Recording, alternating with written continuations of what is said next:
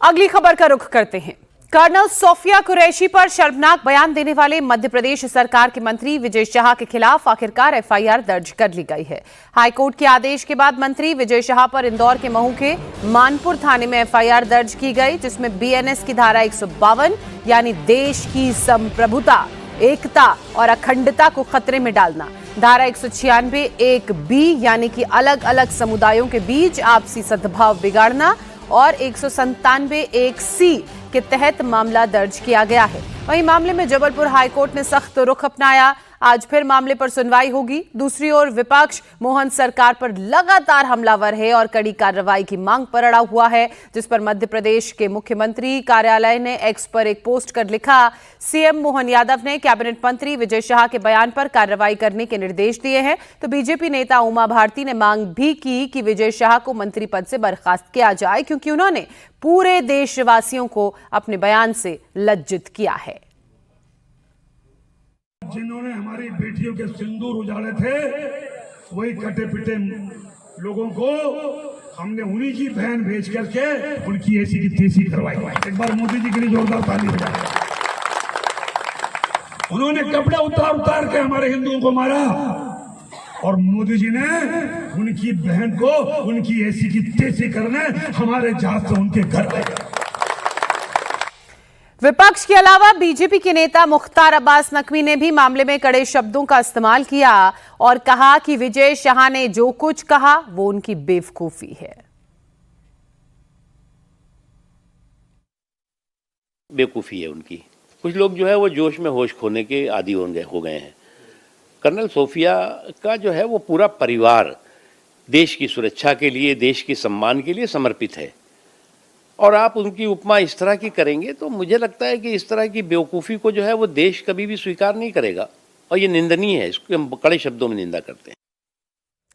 आरोप प्रत्यारोप के बीच विजय शाह का बयान भी सामने आया, जहां वो सफाई देते दिखे। उन्होंने कहा कि अगर उनकी बातों से किसी को दुख पहुंचा है तो वो एक नहीं 10 बार माफी मांगने के लिए तैयार हैं।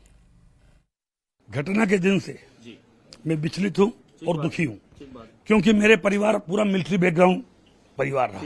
हमारे परिवार में कई लोग शहीद हुए हैं और शहीद के दुख को हमने महसूस किया है, और विचलित और दुखी मन से जो मैंने कोई बात कही और बात कही वही सुनना चाहिए। मैंने कहा ना आपको कि हमारी बहन ने राष्ट्र धर्म निभाते हुए उन लोगों को ऐसी की तैसी करी। अगर इसमें कोई बात विचलित मन से और दुखी मन से कुछ हो गई हो, आगे पीछे शब्द हो गए हों, तो कहीं पे मेरा कोई सोच नहीं, कोई ऐसा हम सोच नहीं सकते। सोफिया बहन के बारे में, हमारी मिलिट्री के बारे में, हमारे मोदी जी के बारे में, वो सोफिया बहन हमारी सगी बहन से ज्यादा महत्वपूर्ण है। मैं उसके कर्म को सलूट करता हूं। हम कभी सोच भी नहीं सकते, लेकिन फिर भी जिस तरीके से मीडिया में लोगों ने माहौल बनाया है, और किसी समाज को या किसी को भी अगर थोड़ा सा भी मेरे बयान से दुखी हुआ हो, तो विचलित और दुखी मन से कोई बात निकल गई हो, तो मैं 10 बार माफी मांगने को तैयार हूं। कांग्रेस के ही नेता दिग्विजय सिंह ने भी मामले पर नरेंद्र मोदी सरकार पर निशाना साधा। दिग्विजय सिंह ने कहा कि बीजेपी के नेता जिस तरह की बयानबाजी कर रहे हैं, उसके पीछे एक कंपटीशन चल रहा है कि कौन कितना हिंदू और कितना मुसलमान कर सकता है। जब से नरेंद्र मोदी जी देश में प्रधानमंत्री बने हैं, उन्होंने इस प्रकार का जहर घोल दिया है लोगों के दिमाग में, जिसके कारण भाजपा के नेताओं में होड़ लग जाती है। कौन ज्यादा हिंदू मुसलमान के बीच में नफरत पैदा कर सकता है। कर्नल सोफिया कुरैशी, पूरे देश में उनकी प्रशंसा हुई है, लेकिन जो होड़ लगी हुई है भाजपा के नेताओं में कि नरेंद्र मोदी जी के मन में उनके प्रति सम्मान कैसे बढ़े, वो इसी पर निर्भर करता है कि वो कितना जहर उगलते हैं और कितना हिंदू मुसलमानों का जो मुद्दा है वो उछालते हैं।